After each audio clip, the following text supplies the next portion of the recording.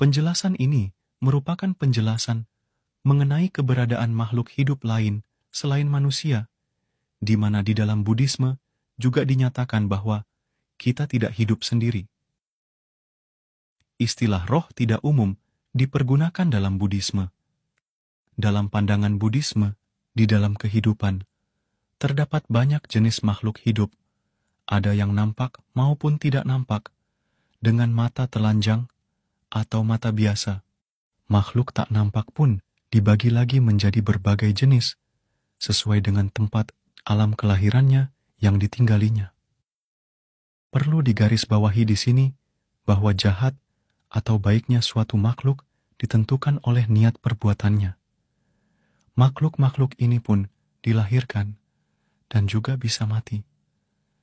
Dan pada umumnya, mereka dilahirkan dalam kondisi menderita akibat perbuatan buruk yang ia lakukan pada kehidupan sebelumnya. Makhluk yang tidak nampak atau disebut makhluk halus juga ada yang tinggal di dunia manusia.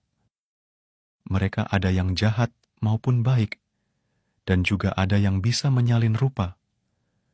Mereka inilah yang bersinggungan dengan kehidupan manusia, sama seperti manusia bersinggungan dengan dunia hewan.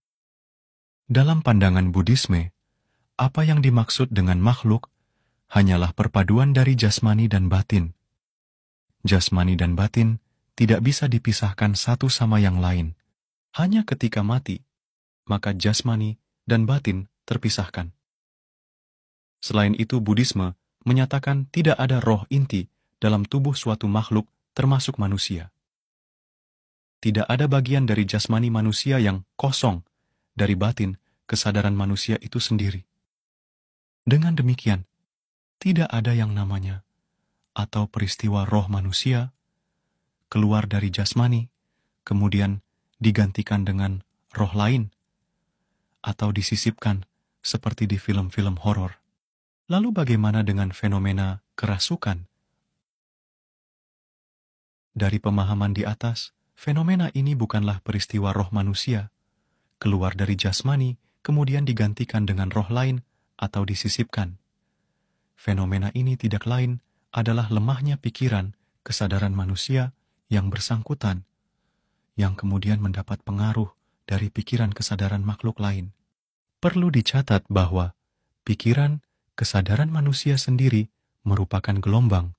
Bila menggunakan detektor, kita bisa menemukan adanya gelombang alfa, beta, dan lain sebagainya pada saat-saat tertentu.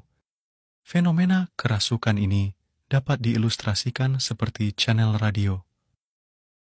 Ketika kita memutar channel radio ke channel A misalnya, dan mendapatkan frekuensinya yang lemah, maka kita akan mendengar siaran radio dari channel B yang frekuensinya tinggi. Mengapa terjadi? Karena pikiran, kesadaran manusia yang lemah. Selama pikiran kesadaran manusia tinggi dan terkendali, maka tidak akan terjadi fenomena ini.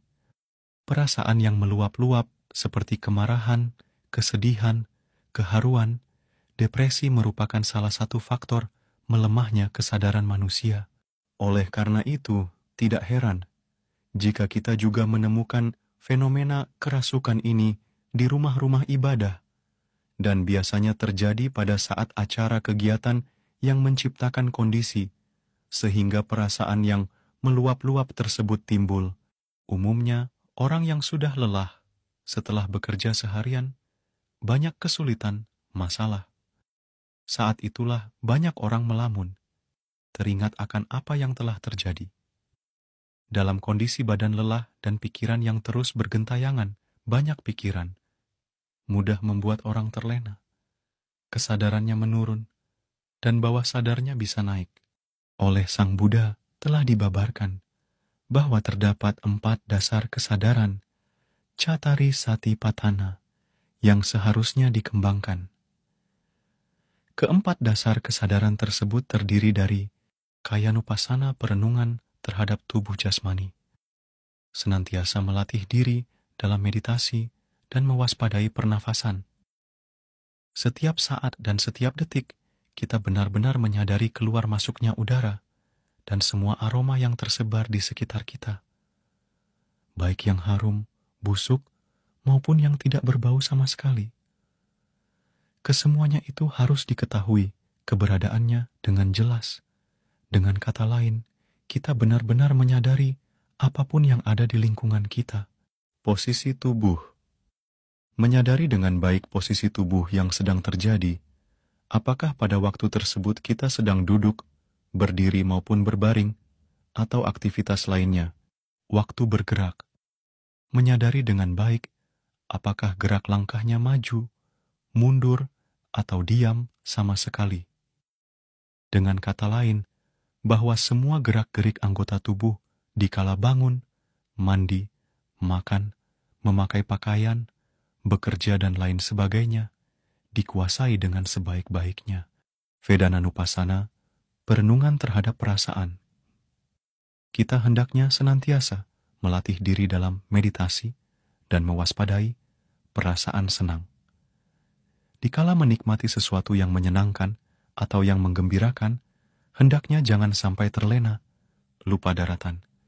Dikala beruang, hendaknya disadari bahwa suatu hari kelak mungkin saja mengalami kepailitan dan lain sebagainya. Perasaan sakit terlahirkan di alam manusia ini, sehat dan sakit, datangnya silih berganti. Dikala sakit mendera badan jasmani, hendaknya pikiran ini senantiasa terlatih dengan baik untuk tidak mencelakakan orang lain. Orang baru pantas dikatakan baik jika seandainya dia berada dalam kondisi yang menggenaskan dan memiliki kesempatan untuk berbuat jahat, untuk melepaskan penderitaannya, namun dia tidak melakukannya.